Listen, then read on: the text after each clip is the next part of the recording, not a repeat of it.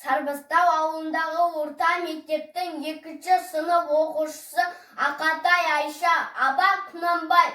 жаздыгүн шілде болғанда көкорай шалғын бәйшешек ызарып өсіп толғанда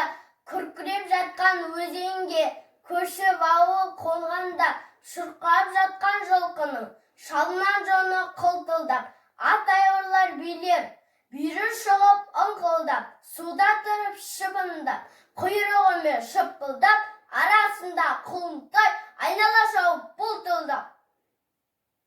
жоғары төмен үйрек қаз ұшып тұрса сымпылдап қыз-келіншек үй бұрала басып былқылдап ақ білегін сыбалып әзілдесіп сыңқылдап мал үстінен айналып көңілі жақсы жайналып байда келер ауылға аяңшылы жықпылдап саудан қымыз құйдырып ортасына қойдырып жасы үлкендер бір бөлек кеңесіп күліп сыңқылдап